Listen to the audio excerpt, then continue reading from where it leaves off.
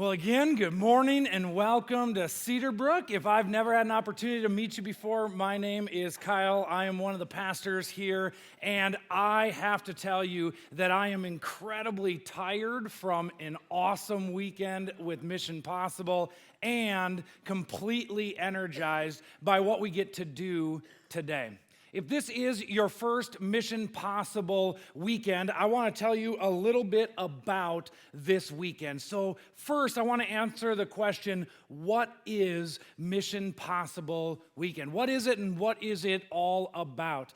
Well, this idea started about 4 years ago from myself and a few others of our staff members at the time who were sick and tired of the number of fundraisers that were happening here at this church. Anybody else ever get tired of being asked to support one more fundraiser or get one more letter in the mail or one more way to give? And so as we were a little frustrated with the number of fundraisers that were happening here at the church, we decided that we would do something about the number of fundraisers. And we decided that what we would do is first cancel all of the fundraisers that Cedarbrook hosted on an annual calendar, and then we would replace it with one opportunity to support the mission efforts of Cedarbrook Church. And so then we came up with the idea of Mission Possible Weekend. What if we could get rid of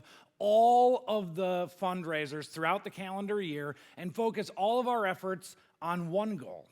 And one goal was to send 100 people out into the world to be Jesus' hands, to be Jesus' feet, to share the gospel message, to share the love of Jesus out in our community, in our country, and in our world.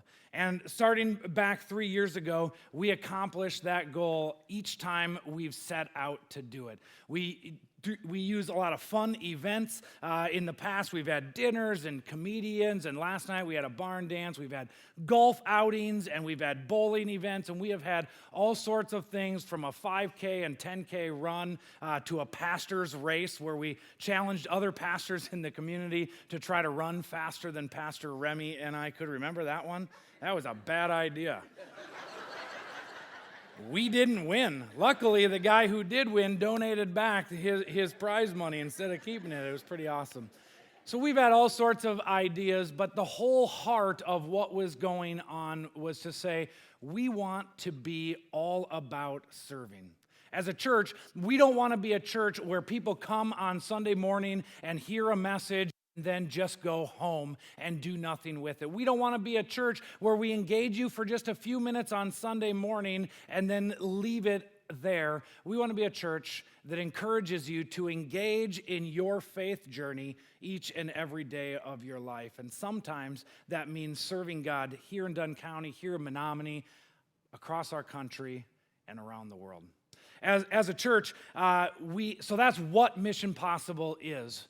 But why Mission Possible? Why is it important for us to be a going church? Why is it important for us to be a sending church? Why is it important for us to not only change the lives of people on the mission field, but the lives of people here? Well, it comes from a passage called the Great Commission. This is a passage where Jesus is talking to his disciples, but it's interesting. It's not like most of the text where we hear Jesus talking to his disciples. It's the living, breathing Jesus talking to his disciples. But the Great Commission comes to us in an important period of Jesus' life or afterlife, because the Great Commission comes to us from that time period between Jesus' resurrection, when he was crucified and came back to life, and he was walking on earth with his disciples, and his ascension into heaven. And so I look at these words of Jesus and I say, if I was Jesus and I knew that I had some time between my death and resurrection and when I went home to be with the Father for eternity, I would use those days to say the things that are the most important to me. I would use those moments of time, those days, hours, however long I had, to share the most important pieces of information. And I think Jesus did.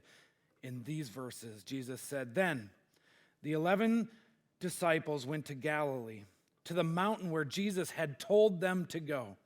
When they saw him, they worshiped him, and some of them even doubted. Then Jesus came to all of them, and he said, "All authority in heaven and on earth has been given to me." And this is the challenge he gives to his disciples. Jesus knows that he is leaving the earth in just a few moments, and Jesus says, "All authority has been given to me." And he challenges his disciples. He says, "So go and make disciples of all nations, baptizing them in the name of the Father, Son, and Holy Spirit, teaching them to obey everything that I have commanded you, and surely I'll be with you each and every day." So Jesus, in these days, when he is telling his most important messages, when he is leaving his disciples with the things that are the most valuable to him, he is challenging them to say, don't keep this message for yourself. Don't keep what you have learned from me and what you have gleaned from me and what I have taught you all of these days to yourself, but instead go and make disciples, leave and share the gospel message. And so what Mission Possible is all about is leaving these seats, getting out of these chairs, getting out of these four walls, out of this church building, and going to be the hands and feet of Jesus, going to make disciples of all nations.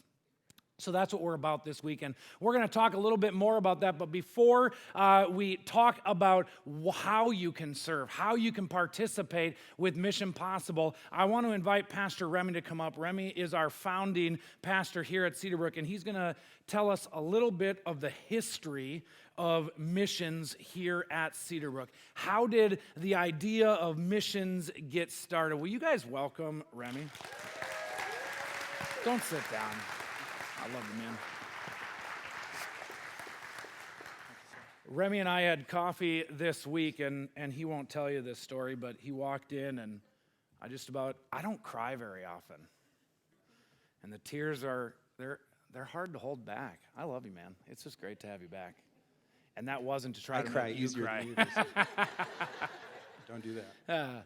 So Remy was our founding pastor, started the church in 2002, was here for 19 years or more, I don't remember.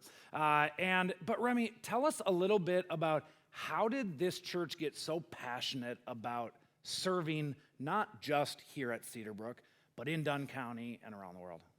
Yeah, well, I think we started in 2003, and we had,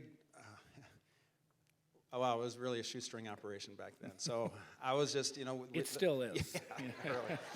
We were working so hard just to get Sunday morning up off the ground every week, but we grew fairly rapidly. You always wondered if people are going to keep coming back, but we had quite a few people right away. We started with about 200 people, and it went up from there. But we were 3 years into it, and I can remember very specifically walking around my house praying, and just going, well, wait a minute, we've been doing this for 3 years, and we're just another flavor of church in town. That's not what I wanted. I didn't, so we've got cool music. Okay, so we've got cool Christian music, neat. Hopefully my messages were relevant, but I thought, wow, this isn't really what I had imagined. What I had imagined was a community of people that were really connected to each other and that had a passion to go do something together to impact the world. Because as I think most of us know, and it's easy to fall into this, myself included, it's easy just to make your Christianity very individualistic. And you just go to church because that's what you do, and it's all about yourself, and you want to learn the Bible, and you want to know Jesus better, but then you just leave. Yeah. And I didn't want that. I wanted a community of people that were really connected. And so that was my heart, that was my prayer, and I go, God, what can I do to change that? And it was about 6 months after Hurricane Katrina hit. And I thought, I know. I'm going to take a group of people down to New Orleans, and we're going to start. It was just, got to go do something, okay? It really didn't matter what, but we're going to go do something together. And we did that, and when we came back and I told the story, it was just like I threw a match in a box of kindling, because the church was like, yes, that's what we want. That's what's missing. So that's kind of how it all started. Yeah, so we started off with a project. We partnered with some churches right in downtown New Orleans. If you know the New Orleans area, it's Central City, right next to the lower Ninth Ward, where you look at all of the pictures from Hurricane Katrina, and it was just devastated. And this church was underwater, and we partnered with them, so that was, well before my time here on staff, but we still partner with them today. We're doing a clothing drive in the next few weeks to send more stuff back down to them from the latest hurricane that happened down there. So That's cool. I didn't know you were doing that. Well, it hasn't been announced until right now. So. Yeah. Shoestring operation. Yeah, shoestring operation. It wasn't supposed to be announced for 2 more weeks, but hey. Okay, so Hurricane Katrina hit, and you took a team down. You came back and you told the story, and it just kind of lit things on fire. So then what happened over the next few years to get to where we would want to send 100 people out on trips? How did we get to that place, and what were some of the other pieces? You couldn't keep driving yourself to New Orleans every couple of months, so something had to change. Yeah, well, I don't know. I think there was one time I heard that we had sent 100 different people down to New Orleans, so that's a significant part of the church to go down there. I think it was like 2008 or so that would have been 5 years into the church. There was this thing called Advent Conspiracy that just got started with 3 churches. 3 large church pastors got together and said, we want to change what Christmas is all about, and we want it to be, again, we don't want it to be just an individualistic thing where you go to the see the big choir and bring the donkey in and all that kind of stuff. It becomes very individualistic. We want to leverage Christmas to impact other people, and so they called it a conspiracy, and they invited other churches to join them, and they designated Living Water International, which is a well project that most of you know about now if you're part of the church. But Living Water was, they dug wells in other countries, and so they said what we want to challenge people in our churches to do, to give up one gift that you would normally give and donate that to Living Water.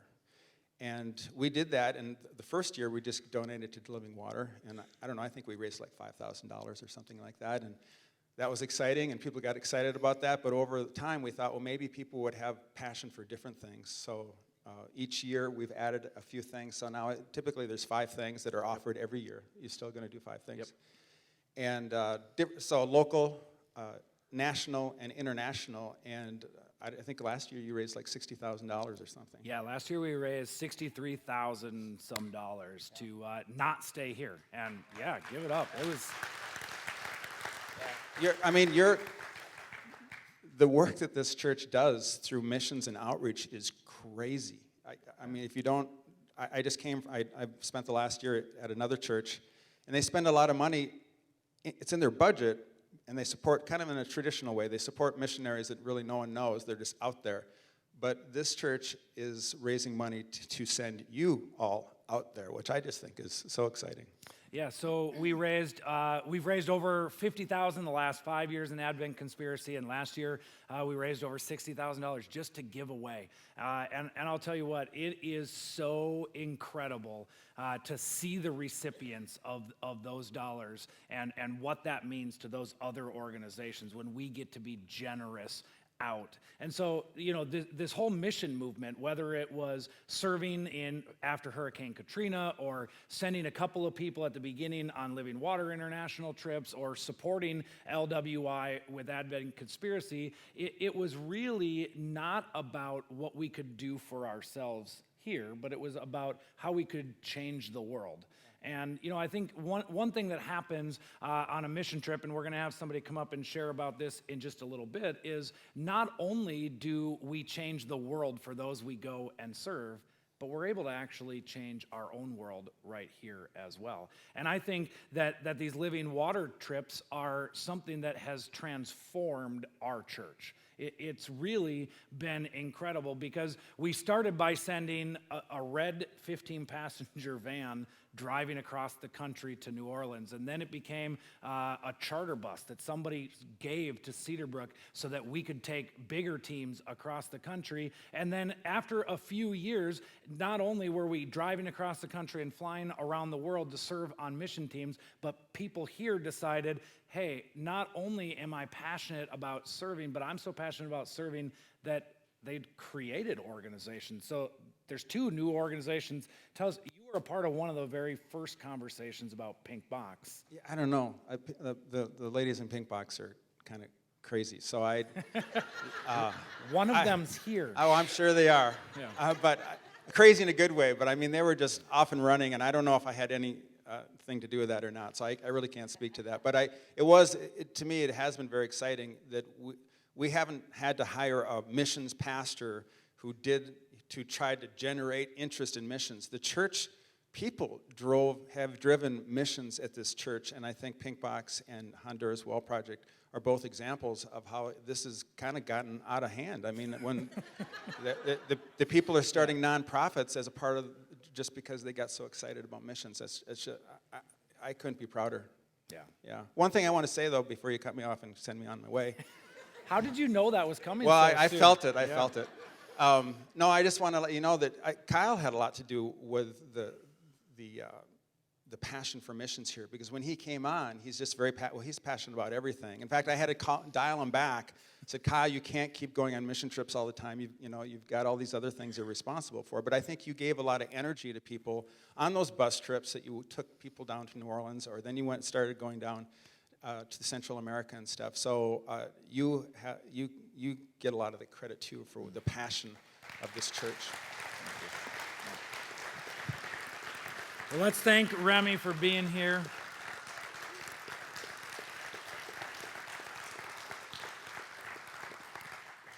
I'm just glad that you could be here to celebrate with us this weekend, and to see that what God did through you and Lisa here at Cedarbrook isn't something that God did just with you, but God will continue to do long after you're gone. That impact is something that'll last for a long time.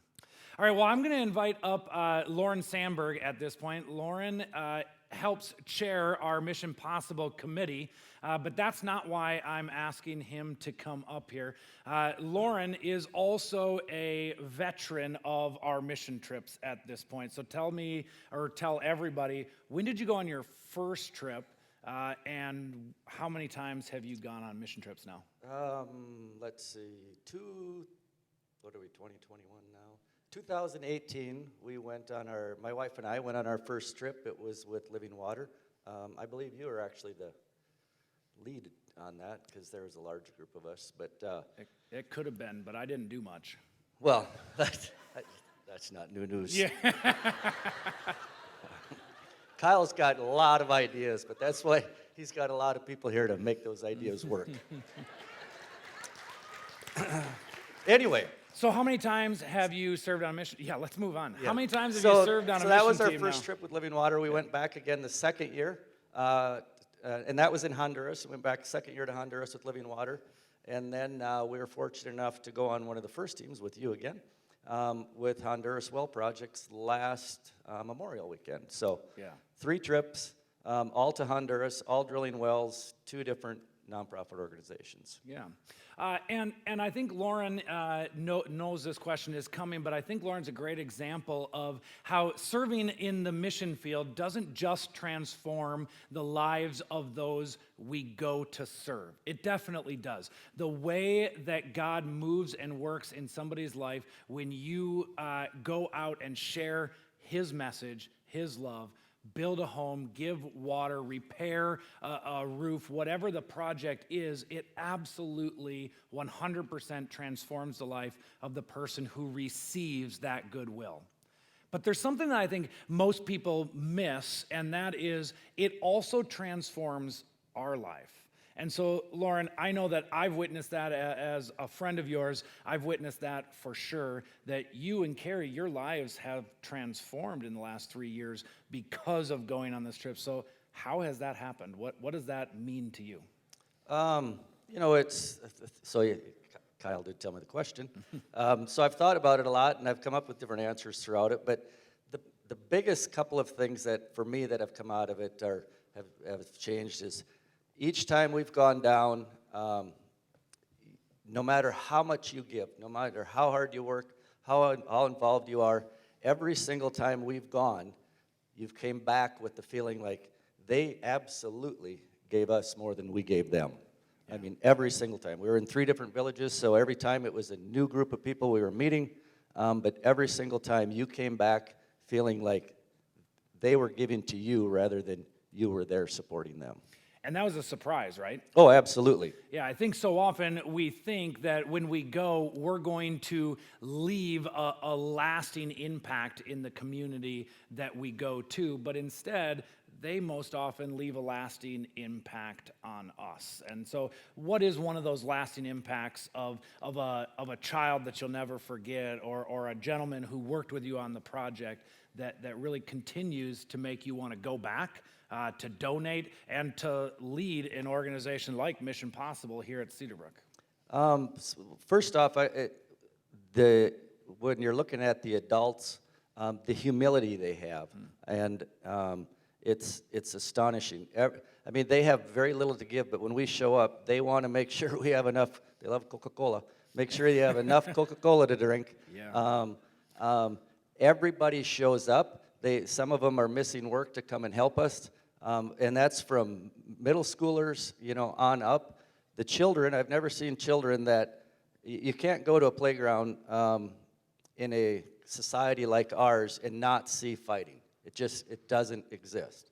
You go down there and you can have 50 kids that range in age from 6 to 16, and they can play an entire afternoon and you don't see one fight. And they're making sure if there's a smaller kid or a disadvantaged kid, that kid's involved just as much as the other kids.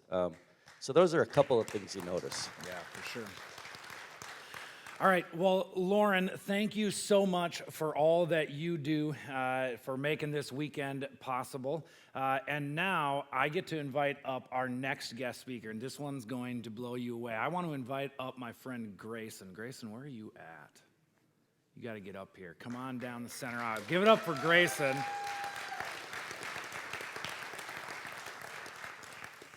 Hey, bud, how's it going? Good. Good. You don't even have to be nervous at all. You just look at me, all right? Okay. All right, Grayson, first, tell us your name and how old are you? Hi, my name is Grayson. I am 10 years old. Okay, 10 years old. And you went on your first mission trip. When did you go?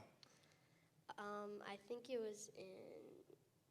was like 2 months ago. Yeah, it was like 2 months ago, earlier in the fall. Yeah. And where did you go? We went to Honduras. To Honduras. And what organization did you work with? Honduras Well Projects. Honduras. And do you know anybody like at Honduras Well Projects? Like, give them some of the story. My mom and dad. Yeah, your mom and dad. So Grayson has grown up with his mom and dad serving through the ministry of Cedarbrook here and going on many of our well drilling trips. And just a couple of years ago, they got this wild idea from God to say, what if we continued to partner with drilling wells in northern Honduras where Living Water was no longer going to be drilling wells, and they started a brand new nonprofit called Honduras Well Projects. And I think it was the second team that went out with Honduras Well Projects. So Grayson, you got to go to Honduras and meet all these people. What was the highlight of your trip to Honduras? Probably meeting all the kids and seeing all the people that I've never seen before. Yeah, so you've heard of all of these friends that your parents have met, that I've met, that many of you have met, but now you got to like actually high five them and stuff, right? Yeah. Did they pick on you a little bit? Mm-hmm. Yeah, they prank you a little bit? Not most. Not too much. All right, they were pretty nice to you. What surprised you when you were in Honduras? That the kids never get hurt. The kids, They never cry. They never cry. No. Tell us more about like what that looked like. Was there a specific time that happened, or like a game you were playing? There was one game where we'd have to stand in the middle and they'd throw a ball at us. Yeah. And if you got hit by the ball, you'd be out. Yeah. And one kid got the ball kicked to their face, and they kept playing. Kept playing, yeah. Headshot, you're still out. This was like 1970s style dodgeball. If you can remember the sound of that ball hitting your face, that still happens in the world. But they don't cry, right? Mm-mm. They just get back up, they go off, and everybody laughs at them, and they get right back in on the next game. Yep. Yeah. All right, so when you came home and I was asking you questions, you answered this question I asked you, I think, what did you learn about your faith journey? What did you learn about Jesus when you were serving in Honduras? And you said this, and so hopefully you still remember what you said, but you said, I think I learned the difference between pity and compassion. That's pretty amazing for a 10-year-old to say that, and so I dove in and I said, okay, so what's the difference? What did you learn? What's the difference between pity and compassion? Well, pity means if you see it, you care, but you don't care enough to do something about it. Yeah. And compassion? Compassion means you care, you show, and you want to help with it. Yeah, you want to do something about it, right? You want to get involved. Yeah. And so, Grayson, you've been doing something about it ever since, right? You continue to raise money, and you want to go back on another trip. That's pretty awesome. Can you guys thank Grayson for being here today?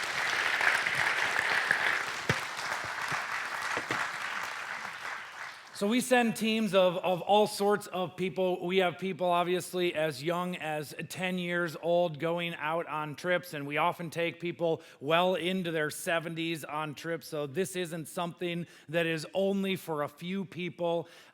There are goers, and you got to hear from a few of them, from Pastor Remy and from Lauren and from Grayson, and goers are really important to the mission field. We can't do missions without people who will go do it, but I also want to highlight that there are two other groups of people when it comes to missions that are just as important as the goers. There's the senders. And this weekend, Mission Possible is all about engaging the senders. Maybe you're sitting in one of these seats today. Maybe you're watching online and you're saying, that sounds great, Kyle, but I can't give up 7 days and fly to Honduras during a global pandemic or ever to serve. And I can't hop on a bus and drive across the country to New Orleans. And actually, my schedule is so busy that I can't even maybe serve as much as I would like to right here in Dunn County or wherever you call home. But there's the senders. And Mission Possible is all about connecting the story of what God's doing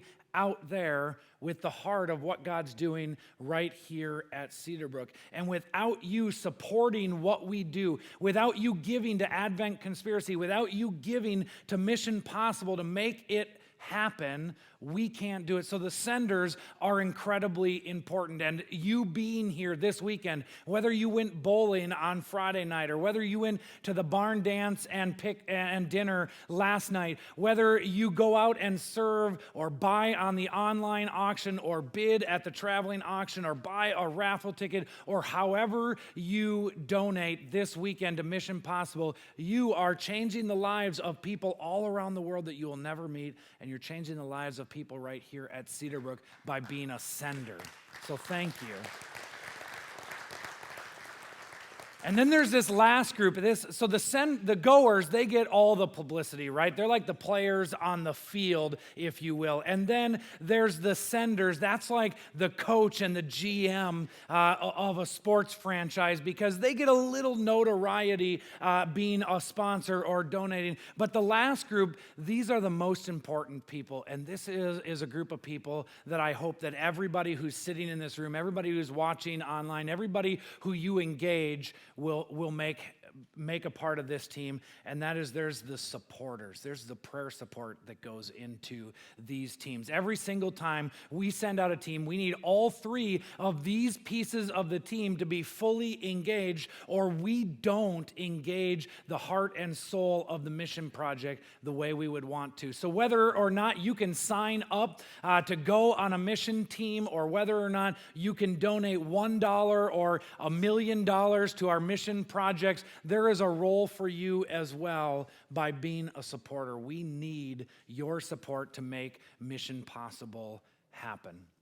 Well, Mission Possible is just about to wrap up for the year with a brand new event that I'm going to kick off right now, and that is Mission Possible Serve Day. I hope that you came to church this morning knowing what you were getting yourself into, but if you didn't, I've got some awesome news. We have service projects today for each and every person who want to participate. One of the things we realized as a Mission Possible committee, one of the things we realized as a church is that we were often sending people to Central America. We were sending people to Africa. We were supporting ministries all around the world. We were sending people and finances across our country, but we realized that we weren't often investing the time or energy or financial resources into our own community that we wanted to. And so our Mission Possible committee said, let's change that. Let's get involved right here in Dunn County. And so we came up with the idea that today we would challenge everybody to get out of the seat at the end of the service and engage in a service project right here in Menominee. So we have 4 service projects today that you can partner with, and we're going to spend a few minutes talking about each one of those organizations, each one of those projects, how you can participate with them today, and how you might be able to participate with continuing to serve here in Menominee throughout the coming months. So first, I want to invite up Mark Lewis, and Mark is going to share with us about a project called Rotary Feeds. And I believe going into the service, there was still 20 spaces available for Rotary Feeds today. Mark, how's it going? Good. Welcome. All right, so Mark, tell us a little bit about Rotary Feeds. You've been a part of that project now for a number of years. It's probably been 6-7 years or so. Yeah, so we started Rotary Feeds in 2008. It's a combination of 3 Rotary clubs in the Chippewa Valley. We started with an idea that as Rotarians, we wanted to find a way to engage other people in the community. And along the way, we've fed approximately 1 million people, both in our community and abroad, both disaster relief and then also international hunger relief. Wow, 1 million meals have gone out of Rotary Feeds right here from the Dunn County branch. That's not all of the Rotaries. No, across. that's just our Holy division. smokes, I had absolutely no idea. That's awesome. Wow. Yeah. So what would somebody who serves with you today experience? What will they actually be able to do and participate in?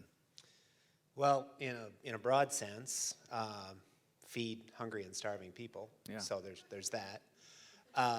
But in That's more a good place to start, right? Yeah. Well, that's what we're going to do. So more specifically, though, it's kind of an assembly line style process where some of the participants are going to be putting the food in the bag, the ingredients. Some people will be weighing and sealing, boxing, and making ready for shipment. So anybody can really do this, families, individuals, and it's a really great way to get together and do something as a group. Yeah, so I know you've sent packets of food here in Dunn County through Stepping Stones and internationally to a lot of different places. I didn't prep you for this question. Do you know where today's inventory will be delivered? Most likely today's inventory will all be distributed locally. One of the challenges with the pandemic is that the whole goal of this program was to bring people together. And the whole goal of social distancing is to not do that. So we've had a rough year and a half. Yeah. We had 1 or 2 packagings that were socially distanced to keep everything safe. But it's been challenging because of that. So our commitments to the local food pantry, Stepping Stones, we have undermet by a little bit. So most of this will be going there. Awesome. And then finally, if I didn't sign up to serve with Rotary Feeds today, maybe I'm doing one of the other projects, or I'm not able to serve today, how could somebody do this in the future? Can they do this on their own? Do they have to wait till Cedarbrook does it again? Yeah, so we have hosted these events for church groups, corporations, family gatherings, school groups, sororities, all that kind of thing. If you can get 20 or 30 people together, we can certainly put an event together for you. That's what we're here to do. Secondarily, if you'd like to participate in the leadership of the program, which we're always looking for more kind of long-term volunteers, we are all Rotarians, and so we meet at 6:45 on Thursdays and noon on Wednesdays. Yeah, and so if you want to talk, you can talk to Mark, find him in the lobby after the service, and he can tell you more about that. Okay, last question, and again, I didn't prep you for this, but I know you know the answer to this one. 1 million meals got sent out. That sounds like, holy smokes, that's a ton of money. I could never sponsor an event like this because I can't. And today, as Cedarbrook Church, we're going to partner with the Menominee Alliance Church to pack these meals over at their facility. So we're going to have 70 people packing meals. They're going to have 70 people packing meals. And it's our goal to pack 20,000 meals. Maybe you're saying, I can't afford to feed 20,000 people. What's a meal cost when you can buy in bulk and use all the correct ingredients? It costs 25 cents. 25 cents a meal. So you can make a quick impact in somebody's life for a quarter, for $1. And so there are easy ways to get involved as well. Cool. Thanks, Mark. Thank you.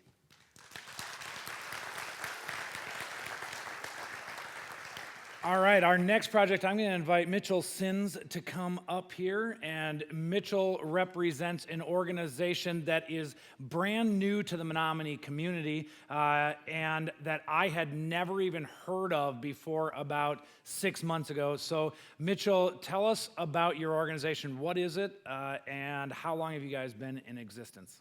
So, like you said, I am a part of Sleep in Heavenly Peace here in Menominee. We're brand new to Menominee in Dunn County, but it's not a brand new organization. Yep. It's an organization that was started in Twin Falls, Idaho, and there was a couple people here in Menominee that learned about it, and we started going to some of these events that they were putting on in the local areas, and we decided it would be right to start it here in Menominee. And so what it is it's an organization that provides beds to kids that don't have beds. You don't really realize. Yeah. You don't realize how many kids don't have a bed to sleep on. And you start going to some of these events, whether it's to build beds or if it's to deliver the beds or raise money or whatever it is, you don't realize some of the situations and the kids and the conditions that they're in. And so that hit a couple of our hearts, and we decided that we wanted to get this started and rolling. And so we did, as our core team, we got about 4 or 5, maybe it was 6 builds put together with some other area clubs, and we just started doing our own now. Thankful to the Menominee Lions Club for donating a chunk of money to allow us to purchase the tool set that we need to build these beds. But this will be our second bed on our own, or our second bed build on our own for kids right here in Dunn County. Yeah, so today we get to partner with Sleep in Heavenly Peace to build 10 beds for kids. 25. 25? 25. I'm way off. I was told 10. We get to build 25 beds for kids right here in Dunn County who last night didn't have a bed to sleep on, whether they were sleeping on the floor or their couch or recliner or finding somewhere to crash. And in the near future, we get to deliver these beds right to them so that it can transform their lives. So what does somebody experience if they sign up? Yep, I'm in. I'm going to do Sleep in Heavenly Peace today. Will they be like testing mattresses out, bouncing on beds? What do they actually do? How can you build a bed, or how can we build 25 beds today? So today we're building the beds, physically building the beds, and we have a lot of lumber, a lot of tools, a lot of sanding equipment, and what we need today is we need people to come by, and like Mark said, we have an assembly line for ours as well, from sanding down some of these boards to assembling the heads and the footboards, and we got to stain them, we've got to dye them, we just brand them. There's a lot of different processes that go in that, and so we need about that 30 to 40 people to kind of put this together, run through the assembly lines, and you can change out jobs. You don't have to do the same thing the whole time, but so we're you don't actually have to physically building sand them. for 4 straight hours. You don't have to sand for 4 okay, straight good. hours. Yeah, good.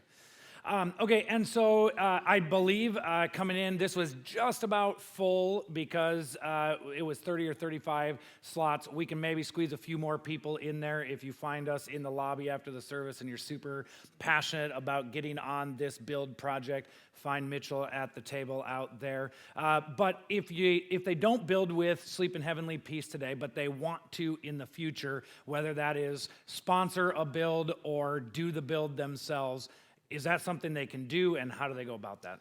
Yeah, so there's various different ways you can help us in the future, from just coming and helping us on a specific bed build that we're doing, to sponsoring one. You know, the price of lumber has gone up substantially here over the last year or so, and so before we used to say that between the bedding and the mattress and the bed and everything, the sheets that go along with it, pillows, we could do each bed for about $200.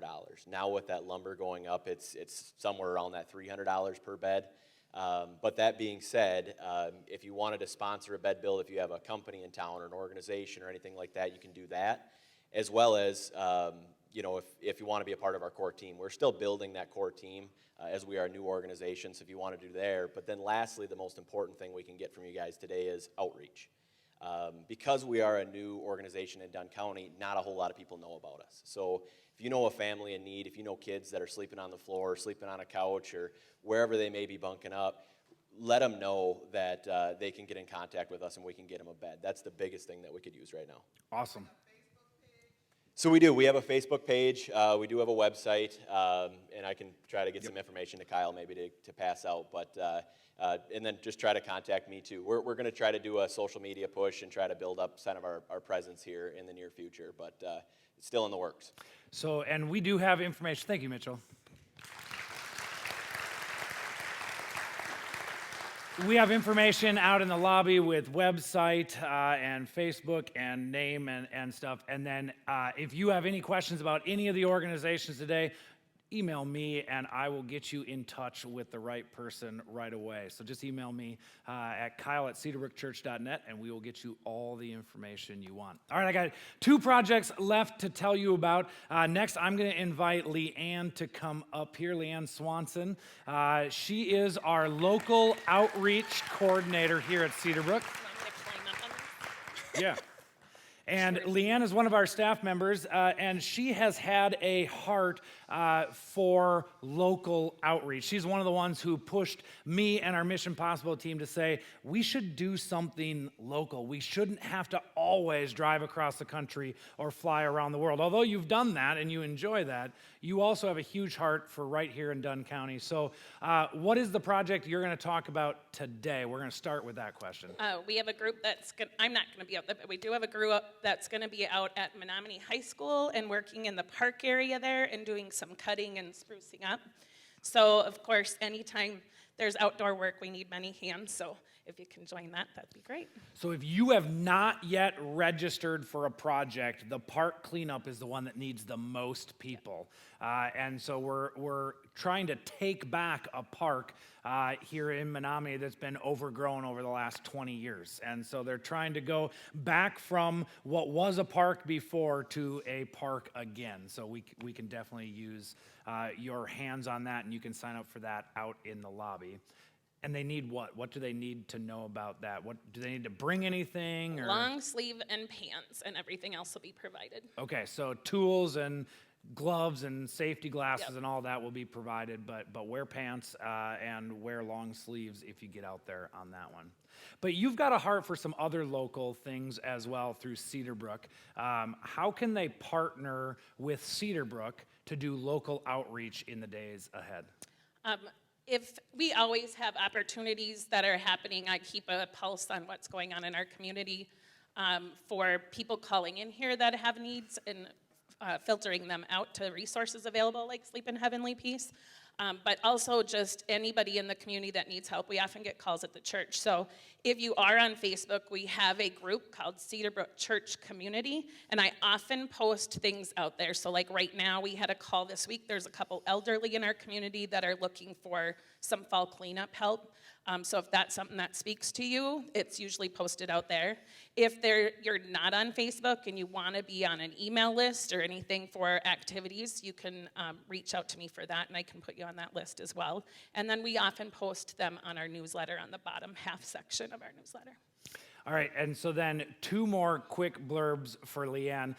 You helped start right here through Cedarbrook these fire boxes, a quick response when somebody has a house fire. Yes, when the the fires took place over here at the Northern apartments. Meadows apartments, and there was 13 of them.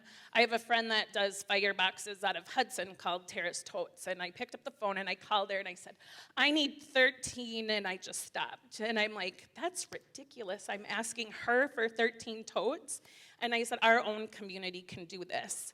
And so I hung up the phone and Well, you finished the conversation. You didn't Yeah. just hang up I'm on like, it. Okay. we need to do this. We need to just do this right here. So we put it out to Facebook community here in Menominee and asked people to donate. We used her same model of totes, and it's really become its own thing right here in the Dunn County area. So when there's a fire, I often get tagged on Facebook that there's a fire, and then we'll put that out on Facebook and get them a tote as soon as we can. Those items in the tote are really just the things that they need within the first 24 hours, 48 hours, when they have nothing. They don't want clothes then necessarily because they have nowhere to put it. They don't even know where they're going to lay their head. So often, the first step is to get them in touch with American Red Cross, which many of them don't even know that, and then get them the roof over their head, which is often a hotel, and then that box to be able to just have toiletries and things that they need, a toothbrush, toothpaste, things that we forget that we need on a daily basis and that we use on a daily basis. Yeah. So we've been Leanne- doing that ever since. Yeah, we've been doing it ever since. I think it was super cool. Leanne gave one of these boxes to somebody who I know from just general life here in Menominee. And about 6 months after they received the box, I was standing at one of my kids' football games, and this family walks up to me with a box completely full and hands it back over. And I said, no, we gave this to you. We don't need it back. And they said, no, we used it and we refilled it, and we want to keep this going on. And so it's a really cool project that we get to be a part of here in Menominee. So if you have any questions about local service, Leanne is the person to get in touch with. You can call the office or email her here at the office, but she is our representative from staff to all of the local outreaches. So thank you, Leanne. You're welcome. All right, our last project for the day, Janelle Fanetti and Michelle are going to come up and talk about it. So come on up, ladies. And I only have 2 chairs, so I'm actually going to move the chairs, and you guys can just come and we'll stand. Come on up, come on up.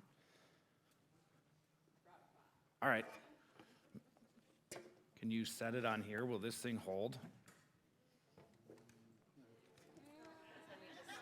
Oh, that's heavy. We can't set it on there. Michelle, just come up here. Okay. I got it. All right. Michelle's going to get a workout this morning as well. All right. So, Janelle, tell us, what is your project today? We are putting together items to send out to our schools to show that we appreciate them. And so we are asking people to help us in the lobby put together these fun little treats and snacks with just fun notes on them that just say, this one says, something sweet to brighten your day. And this other one is, thank you for pouring into our kids. So we just thought we'd just send some love out to our schools and show that we appreciate them. Yeah, so for those of you who are in the education field, you know that COVID has put a strain on our education system in an incredible way. It's put a strain on almost every industry, but we thought that the Menominee School District was an organization that we wanted to tell our teachers thank you. We wanted to tell our teachers that they are doing an amazing job. So I came to Janelle and her small group and I said, well, what would it be like if we could thank all of the teachers? And they started to run with this idea, but then they said, we shouldn't just thank the teachers. Right. What did you talk about? Right. So love the teachers, but we also know that everyone in the schools, from the lunch people working in the lunchrooms to our bus drivers to our cleaning staff, they're all going through it. So we also wanted everyone to feel like they were appreciated. So we decided to put together care boxes also to be brought into the schools so all employees can pick out what they would like. So we have snacks and we also have supplies that they can pick from. Yeah.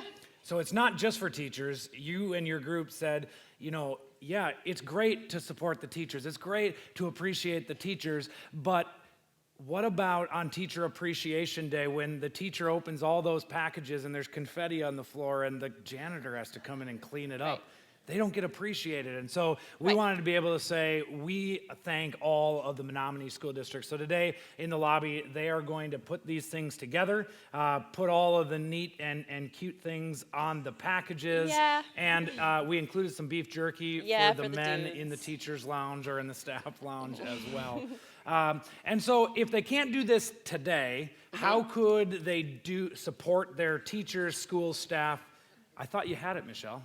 Oh, you're going to speak now. Okay, you put it down for that. So how could they support their school staff in the days ahead? Yeah, so we not only wanted to reach the Menominee School District because we have a lot of kids that attend from outside of the Menominee community. So if you are involved in this project today or you want to stop by the office and pick something up this week, we also have little brown bags where you could grab water and pick out your teacher's favorite treat and just write them a thank you note and just bring it to your child, right? Or your child can bring it right to their classroom teacher. Or their favorite lunch lady or their awesome bus driver.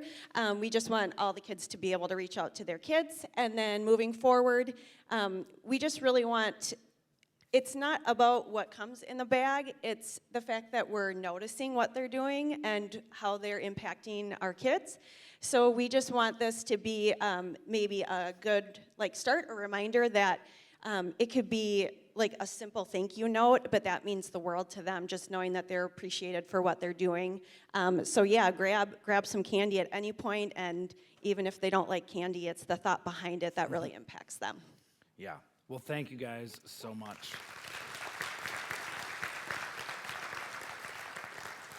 All right, well, I'm going to invite the band to come back out, and we are going to close things out with one last song.